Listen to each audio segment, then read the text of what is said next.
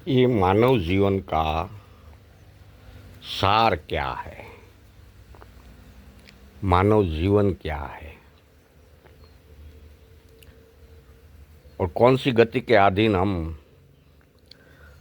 हर बार समयांतरे पड़ाव बदलते रहते हैं, योनियां बदलते रहते हैं। देखो, यहाँ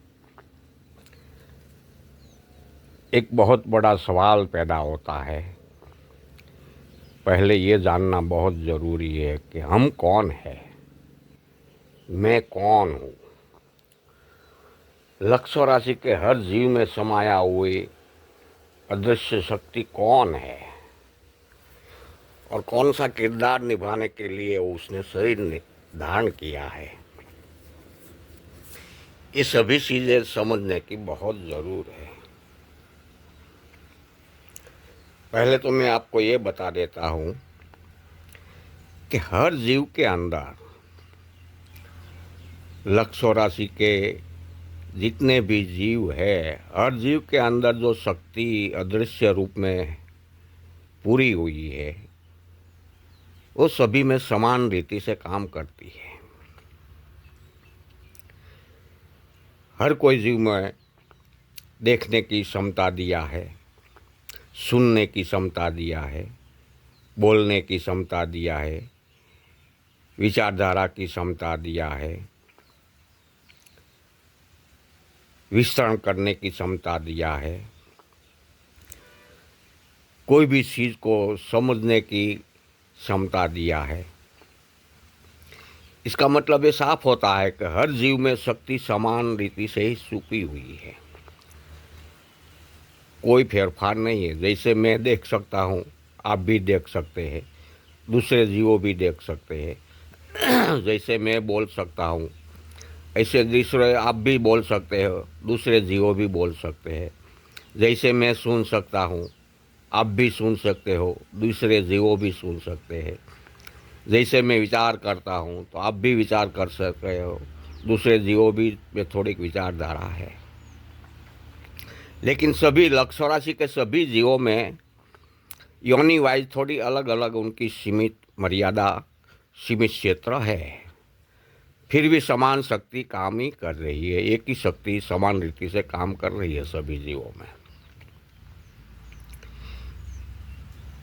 फिर कितना है तफावत, कितना है कि भाई हर जीव अपनी कर्म की गति के अधीन वो शरीर का भोगोटा उनको मिला है, और वो स्वकर्म की गति के अधीन जो भोगोटा शरीर का मिला है उसके अधीन ही उनकी विचारधारा है।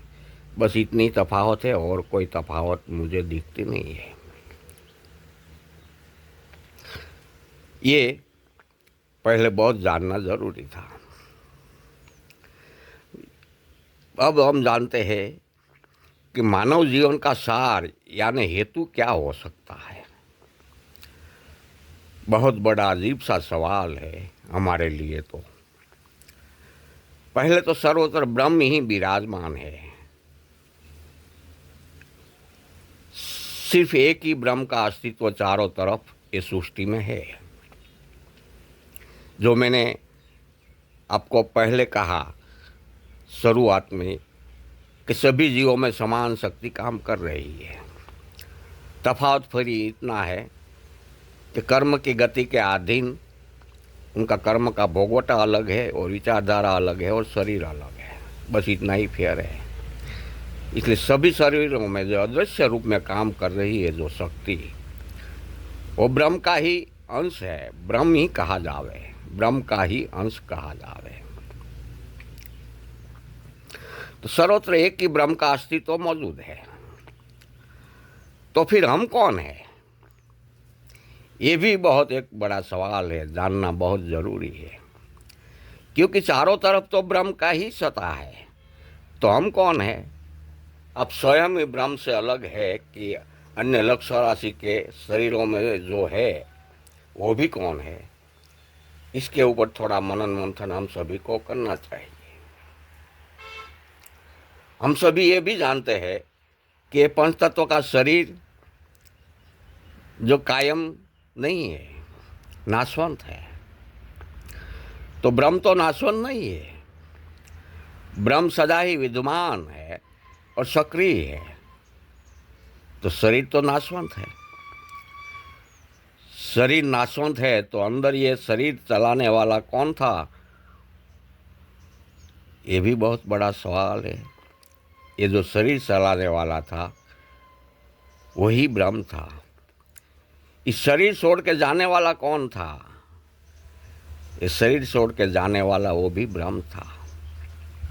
बस यही हमको पता लगाना है कि हम कौन है, कौन हो सकते हैं। आप कौन है, मैं कौन हूँ। हर जीव के अंदर जो अदृश्य रूप में शक्ति काम कर रही है वो कौन है। ये एक दूसरा दृष्टांत मैं आपको देकर समझाता हूँ उसका, कि उसी का एक दृष्टांत मैं आपको देता हूँ। जैसे सागर के पानी में जैसा गुण अवगुण होता है, ऐसे ही सागर के पानी में से जो बूंद अलग होता है उसमें भी सागर का ही सर्वगुण उपलब्ध होता है, सर्व अवगुण भी उपलब्ध होता है। क्षमता में थोड़ी वदघटे है होती है, लेकिन गुण अवगुण तो इसमें समान ही है। सभी प्रकार की अलग अलग विशेषता ये भी उपलब्ध होती है।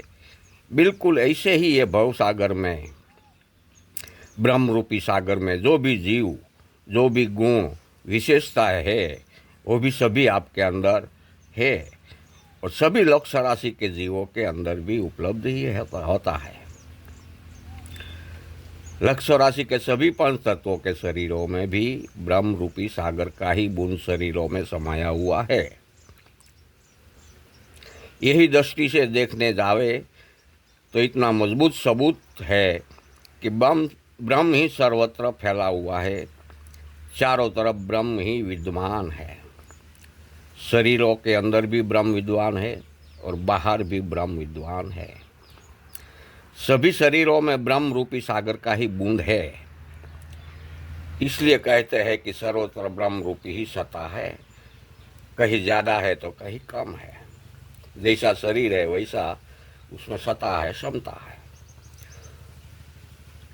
लेकिन मानव शरीर के अंदर क्षमता ज़्यादा दिया है प्रकृति ने, सत्ता भी ज़्यादा दिया है प्रकृति ने। और जैसे सागर के पानी में गर्मी से बाष्पीभवन के मार्फत से रूपांतर होकर पानी का बूंद अलग हुआ है, जो वो बूंद को फिर से सागर में बारिश के मार्फत से सागर में फिर से ही समाना है। बिल्कुल ऐसे ही ब्रह्म रूपी सागर में से हम सभी षड रूपी में फंसकर अलग अलग शरीरों में कर्म की गति के अधीन चक्कर लगाते हैं। चक्कर लगाना भी कर्म की गति के अधीन है। उनको फिर से ये प्रकृति का पंच तत्व के शरीर में से माध्यम से फिर से ब्रह्म रूपी सागर में मिला देना है। अब बात रही जीवन का सार क्या है। बस अपने कर्मों की गति के अधीन ही मानव जीवन की सारी गतिविधियां की जवाबदारी संपूर्ण रीति से निभाकर बाद में मैं कौन हूँ इसकी तलाश करनी है, खोज करनी है। जहाँ से अलग हुआ फिर वहाँ ही ब्रह्म सागर में मिल जाना है, एक रूप में समा जाना है। यही मानव जीवन का सार कहा जाए। जैसे सागर का अलग हुआ बूंद बारिश के मार्फत से फिर से सागर में समा जाता है, वैसे ही ब्रह्म रूपी सागर का बूंद पंच तत्व के शरीर के मार्फत से योग साधन के सहारे फिर से ब्रह्म रूपी सागर में ही समा जाना है। यही मानव जीवन का सार मेरी दृष्टि से तो है, और कुछ नहीं है। जहाँ से हम अलग हुए हैं और षड रूपी में फंसकर लक्ष्य राशि में घूम रहे हैं, बस वहाँ ही फिर हमको समा जाना है। इसी में एक रूप होकर बहता जाना है। यही मानव जीवन का सार है। यही भक्ति का अंतिम लक्ष्य है।